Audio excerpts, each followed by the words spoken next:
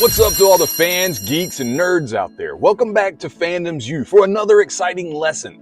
Class is about to begin, so if you don't mind taking a seat, we'll begin today's history lesson on the comic convention. The history of the comic convention is closely tied to the development and growth of the comic book industry and their fans. These conventions, or comiccons for short, is a place where fans of comic books, science fiction, fantasy, and other related media can gather to celebrate their interests, meet the creators, engage in discussions at panels and workshops, and last but certainly not least, participate in some awesome cosplay. The history of the modern con can be traced all the way back to the 1930s. Science fiction as a genre was booming in interest, and there were these small conventions being held across the country. Now, these conventions were drastically different from what we know today, as just a handful of writers and hardcore enthusiasts would occasionally gather to discuss their work with their peers. That's it. No fans, no celebrities, no merchandise, no pomp and circumstance. Just some really talented science fiction writers workshopping ideas and appreciating each other's work. Now, the conventions we know today would start to take shape in 1939 at the New York World's Fair, World of Tomorrow. It's here that the very first Worldcon would take place, with a guest of honor being science fiction artist Frank R. Paul. And he would be joined by some very notable creators such as John W. Campbell and Isaac Asimov and Ray Bradbury, just to name a few. Fans could come and share their passions about science fiction, as well as see their favorite authors and artists talk about their experiences and their work. Not to mention we had an appearance by some of the very first cosplay. Worldcon and other science fiction conventions would continue to grow and evolve, as did the genre that they celebrated. As science fiction gained more popularity, it began to branch off into different mediums, like film, radio, TV, and comic books.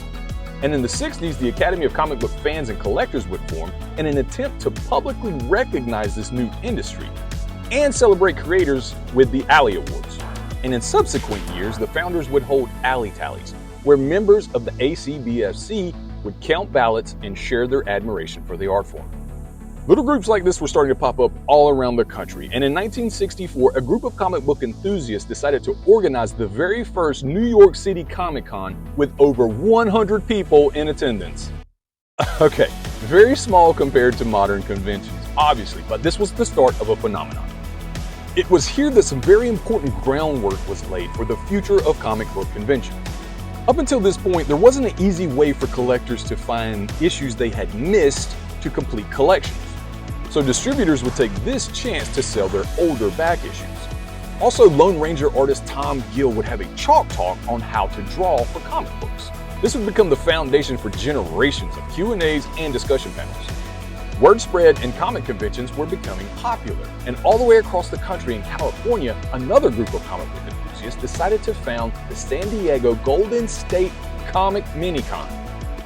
This convention would initially focus on just comics and science fiction, but while meeting with Jack Kirby in an attempt to convince him to attend, Kirby advised them not to limit themselves and include various other fandoms. That advice alone probably changed the future of comic book conventions, as SDCC and other cons have thrived on the inclusion of various forms of pop culture, such as movies, TV, and anime.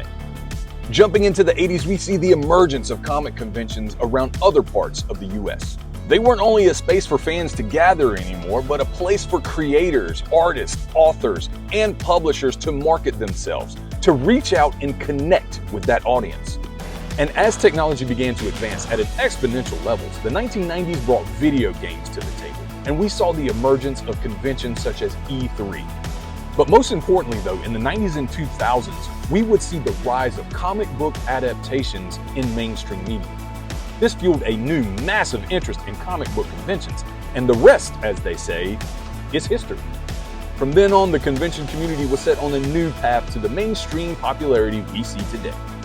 So to summarize, throughout their history, comic conventions have evolved from small gatherings of fans and creators to large-scale multimedia events that attract attendees from all over the world.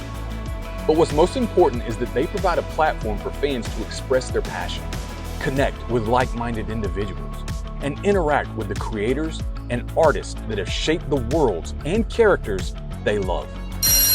And that's all the time we have for today. I hope you take a little bit of information away from this and hopefully a little bit of entertainment as well. If you will, please remember to pack extra Sharpies, protective sleeves, snacks, and hand sanitizer for your next con. I hope you enjoy the rest of the show, and please have a wonderfully conventional